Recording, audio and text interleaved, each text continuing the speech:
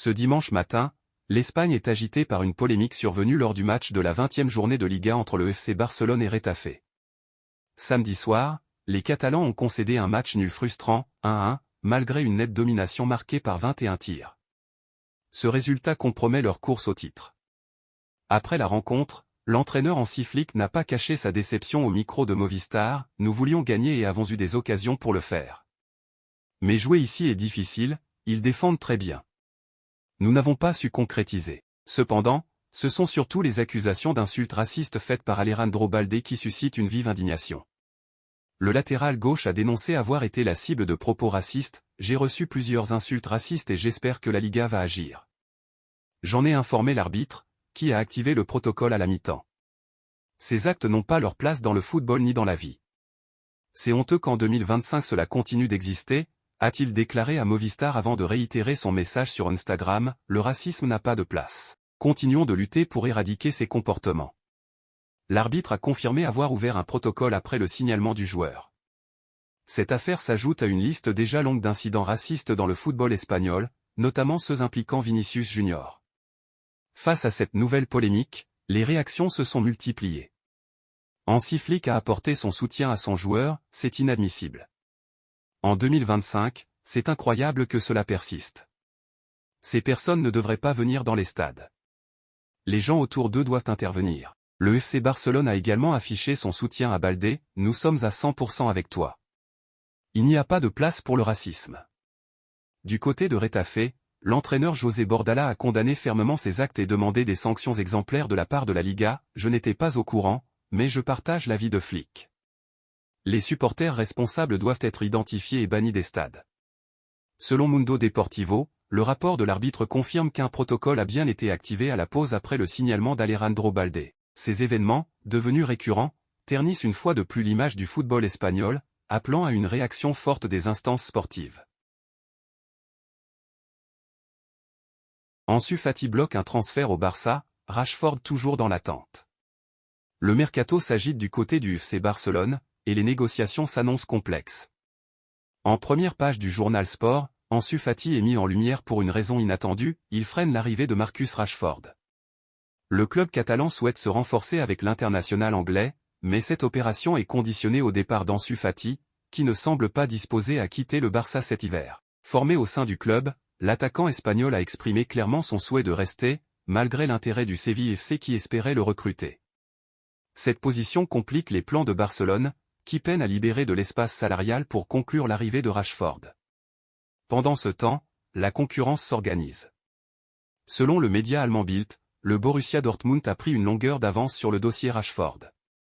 Avec le départ imminent de Daniel Malen vers Aston Villa, le club de la Ruhr voit en Rashford une cible prioritaire pour combler ce vide offensif. Ce mouvement pourrait forcer Barcelone à agir rapidement pour ne pas perdre l'opportunité de signer l'attaquant anglais.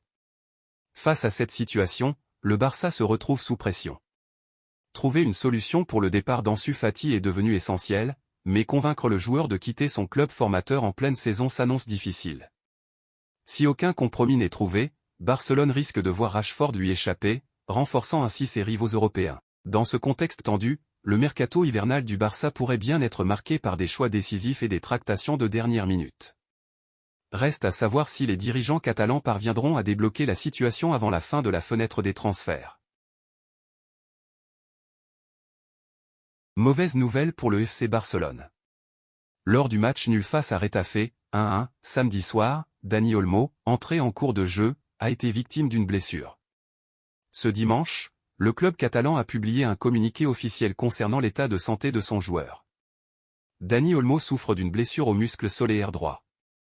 Il est forfait pour le prochain match, et son retour dépendra de l'évolution de sa récupération, a indiqué le Barça. Cette blessure est un coup dur pour les Blaugrana, qui devront se passer de leur milieu de terrain lors de la rencontre cruciale de Ligue des Champions face à Benfica, prévue ce mardi à 21h.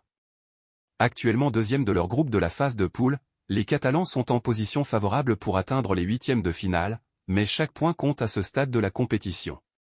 Dani Olmo, joueur clé dans l'effectif de Hansi Flick, avait récemment enchaîné de belles performances, devenant un atout offensif indispensable pour le club. Son absence pourrait obliger l'entraîneur à revoir sa stratégie et à miser sur d'autres options pour combler ce vide.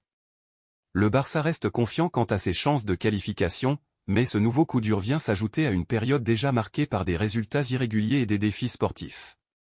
La durée exacte de l'indisponibilité d'Olmo sera déterminée en fonction de l'évolution de sa blessure, mais le staff médical catalan travaille pour accélérer son retour. Le club et les supporters espèrent un prompt rétablissement de leurs joueurs, qui reste un élément essentiel pour la suite de la saison en championnat et sur la scène européenne. Le Barça joue gros face à Benfica avec le retour d'Ansu Fati. Ce mardi 21 janvier, le FC Barcelone dispute une rencontre décisive pour sa qualification dans le top 8 de la Ligue des Champions. Les Catalans se déplacent sur la pelouse du Benfica pour un match capital, où Hansi Flick pourra compter sur un groupe quasi complet, renforcé par le retour d'Ansu Fati. Absent des terrains depuis près d'un mois, l'ailier passé par Brighton fait son grand retour dans le groupe. Malgré les nombreuses offres de prêt le concernant, le jeune joueur est finalement resté à Barcelone, où il tentera de retrouver un rôle clé dans cette phase cruciale de la saison. En plus d'Ansu Fati, tous les cadres de l'effectif sont également présents. Jules Koundé, Robert Lewandowski et Ronald Araujo, ce dernier ayant été proche d'un départ en début de mercato, seront tous alignés pour affronter Benfica. Araujo, réintégré au groupe depuis une semaine, apporte une solidité défensive bienvenue alors que le Barça traverse une période délicate en championnat. En Liga, le FC Barcelone reste sur une série de 4 matchs sans victoire, une situation préoccupante pour un prétendant au titre.